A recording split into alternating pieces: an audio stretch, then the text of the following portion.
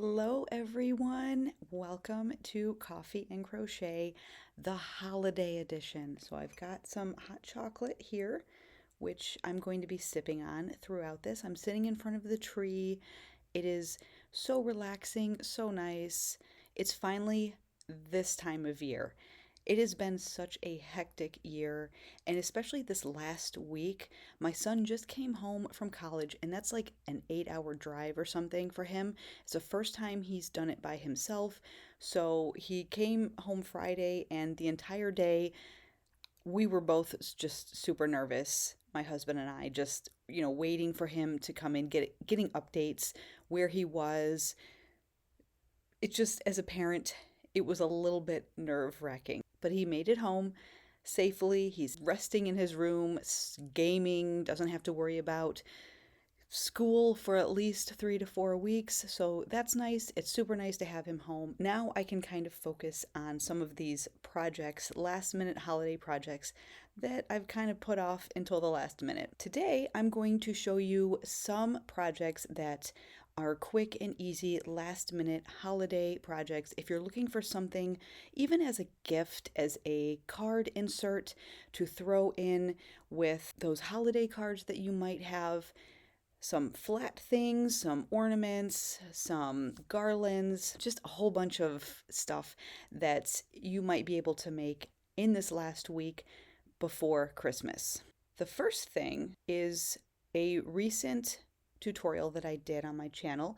It is the crochet wreath hair tie or scrunchie. So these are super cute. They're so easy to make. You can use any yarn and really any size hook that you want. Although if you use a larger hook, it's going to be much more bulky.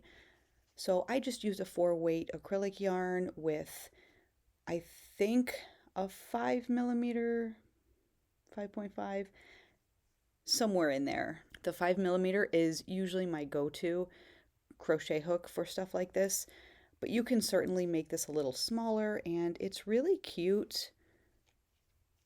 The red running through it is optional if you wanted a little red accent to make it more like a wreath. But really, when it's in your hair, you don't see that too much. So those are super cute. The next hair tie is my crazy corkscrew hair tie. Now this one I did in a variegated yarn, red, white, and green, and you can use any color. So if you wanted to do this for another holiday or just for another scrunchie, you can use any color yarn. This again was a 4-weight acrylic yarn, and I don't remember the hook size that I used, but the bigger the hook size, the bigger and bulkier these corkscrews will be. But this one is really fun and festive, and it looks really cute in your hair. So that's another option, and they're super quick too. So crocheted hair ties and scrunchies, really great for just an added gift to stick in, if you're giving somebody a little basket of soaps and things like that. A little crochet hair tie is a nice little added accessory. I don't know if you guys can see my little light bulb necklace. I stole it from my daughter just for this purpose though, so I'm going to put it back when I'm done. I don't think the green is lighting up. Maybe it's not supposed to, I don't know. But it's kind of fun. So I thought it went with my red sweater and my Santa hat here. I wish that I had a ugly sweater, but I don't. I don't know why. You would think that, I would. I'm definitely thinking about making an ugly sweater. Maybe a cardigan, though. I'm not sure if I would do a sweater. I feel like a cardigan would be easier just to work up, and you could kind of, I don't know, it would be faster. And around the holidays, that's what I need, is kind of quick. So maybe next year I will do an ugly cardigan or sweater, but I'm thinking cardigan. We'll see. Come October or November, I'll look back on this and I'll say, oh yeah, I was supposed to do an ugly sweater for the holidays, and I haven't even started yet, and that's kind of the busy time. So Might not happen, but it's going on the list anyway. So these I don't have a tutorial on. These are something that I just made up really quick. And they're kind of ornaments. I suppose you could put like a gift card in them if you wanted to, or they're kind of cute like doll purses. But they're basically just two granny squares. So I made two granny squares and I single crocheted around three sides and then just did a chain at the top and slip stitched on the other side. And I made some cute little granny bags. I made these last year and I wasn't sure if I was going to do a tutorial on them or not. I might at some point, but they're kind of cute, and it would be actually really cute if you had someone who was really into dolls, like those American Girl dolls, the 18-inch dolls, and you made one, for the doll, and then you could certainly make a much bigger size, even if it's just one continuous granny square to fit like a little girl or something. And then, it doesn't have to be anything super fancy. But those are cute. I hang these on the tree as ornaments. I haven't put anything in them, but you could certainly put like a gift card in there or maybe just some candy or something. But those are cute too. So that's kind of another idea for something quick and easy. Now, these I am currently working on. These are super easy. I have a tutorial for these on my channel as well. They're just wreath ornaments, and you basically just chain a large chain, slip stitch to joint, and then you work around that chain, almost like the hair scrunchies. You can also use the milk container rings, those plastic rings, which I think this one is actually because it feels really hard. So yeah, I don't know if you can see that, but there's that little ring. And you would just crochet around that, and that kind of makes it a little bit more sturdy, but you don't need to use one of those. And you basically just create that wreath and put some little accent around the top. And then you can do some French knots or just weave in some red yarn here, kind of accent for the wreath. So I'm working on these right now. These are ornaments for the tree. Really cute. And those don't take any time at all. You can make a bunch of those. And these are also great to stick in with cards and things that you're sending to people because they lie flat, so they can kind of go through the mail. The ones, if you use like the milk container ring, those are a little bit bulkier, so I'm not sure I would send those in a letter just because they might get stuck in those little postal machines. But if you just used a chain ring and crocheted around that ring, I don't see why you couldn't kind of stick this in the card and mail it off. I have a tutorial for some crocheted mittens, and they're really cute. I will link that. I don't have an example of one of those. I think I've given all of those away. I think I made a garland one year using that pattern, but they're really cute. I will try to put a picture somewhere up here for you to see. They're basically just little mittens, and it's got a little loop. You can hang them up or do whatever you want with them. Really cute. You can make them multicolored. You can make them solid color. A lot of things you can do with those. And like I said, they come out really cute. So that's another quick and easy idea for an ornament or even something to stick a gift card in and throw in the mail. These are another little knit stocking. I don't have a tutorial for these on my channel yet. I am working on it. The knitting, and especially like stockings, takes me so much longer than crocheting. And so I really have to be in the mood to do a knitting tutorial just because it takes so much longer. And I am not the best when it comes to frogging or taking out my work with knitting. I tend to lose the entire thing. I don't know what happens. You go backwards, take out a few stitches, and it's not like crochet where you can just kind of pull it and then stick your hook back in the loop and just continue working. With knitting, because you're working on two needles, if you have to frog, you got to be really careful about where you're putting the needle back in, make sure that you're not losing or slipping or doing anything that you shouldn't be doing with stitches. You want to make sure that you keep all of your stitches when you're frogging, and that is where I completely fail, and I get so frustrated that I stop and I just stop the project.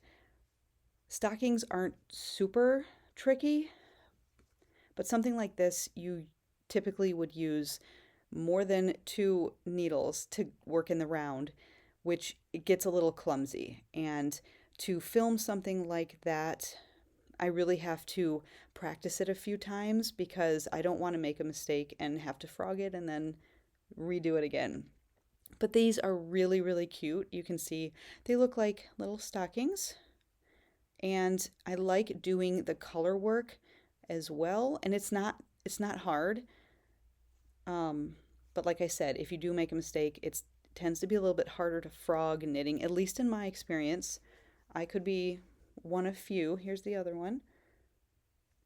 So I will probably have a tutorial on knitted stockings, even just these little ones at some point. It's not going to be this year though, because these are not a quick project. These don't take as much time as doing a larger stocking like this one, but still, knitted stockings take a little bit longer. So this stocking here, he is very big. I made this for my husband when we got married, using the same pattern that my grandmother had when she made mine and my brother's, and my 2 kids have one of their own as well, which I didn't make. She was still around at that point, so she had made theirs, but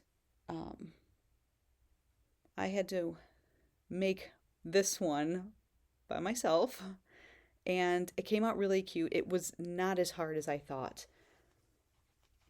I thought it was going to be working in the round, but most of it, you can see there's a seam right here. So you really just work back and forth the pattern, the chart, until you get down to the actual heel and the foot. And that's when you start working more in the round, and it's actually not that bad. So now this is not a quick and easy project, but it goes along with those other little stockings I showed you. And I will do a stocking tutorial, knitted stocking tutorial at some point on my channel, but it's not going to be this year. That is something that I need to plan way in advance. Another ornament that I have is this snowflake applique, and I do have a tutorial for this. I put it up last year. What was that, 2022? So I will link this down below as well. So this was just made out of 4-weight acrylic yarn as well. I don't remember what hook size I used for it, but it's super cute and doesn't take very much time at all. Going with this, a similar pattern that I just put out is the continuous snowflake garland. So I have it the wrong way here. So here you can see I did this one in sort of like a purple color, but there's that snowflake. I have the blue one. It's up in my tree, which you can't see, and there's only like 2 ornaments on our tree right now because my daughter is supposed to be decorating, and I don't know, it's the 17th of December and there's like 2 ornaments on there. So I put the blue one up just so we would have something in the tree, but you can't see it. It's way up there. So this is the purple one that I did, and it's on my houseplant tree, my little fern that I have in the other room. So that tree doesn't feel left out. But this one is super fun. I love doing these continuous crochet garlands because there's no ends to weave in. So we started at this point, created a loop, chained as many as we needed to get to our first motif. You create the motif using that same yarn, and you work another chain, then another motif, another chain, another motif, all along as many as you want, and then at the end you work that little loop, tie it off, tie the other side off, cut your yarn, you're done. You're good to go. No needle and thread or needle sewing, nothing like that for this project. And they come out really cute. You can hang this on your mantle or around the house, wherever you want. And the thing that I love about Snowflakes is it doesn't have to just be for December or the Christmas or the holidays. You can kind of keep these up in January, since January typically, at least for us here, is cold, almost colder than December. So I like to keep these up just through maybe until Valentine's Day or so. The last one that I'm going to show you is my Starflake. So I just put a tutorial up on these, and these are much bigger and they're not quite as pointy. They don't have the same sort of snowflake shape. So I like to call them the Starflake. They're just a little bit different pattern. Again, a pretty quick pattern, and they come out really cute. Now these aren't blocked. I didn't make a chain for these, but I'm using them as ornaments. I'm just kind of sticking them on the tree using these spaces. And I made one in red. And this yarn, this was a 4-weight yarn. It's a little bit on the thin side for a 4-weight, but you can see it's got a little bit of sparkle in there, which I really liked for these, especially in the white. Might be hard to see on camera, but these came out so cute. And you could make these into a garland as well. You can string them along a garland string. You can do what I have done and just use these spaces and hang them up in the tree. You can create a little chain at the end for like an actual chain loop to hang them up. Yeah, there's a lot you could do with these. So that about wraps it up. Thank you so much for spending a little bit of time with me, and I hope that I gave you a few ideas at least for some quick holiday projects at the end of this year. I've got a lot of stuff coming up planned for the channel, so stay tuned, and as always, happy crocheting, happy knitting, happy crafting. Until next time, bye!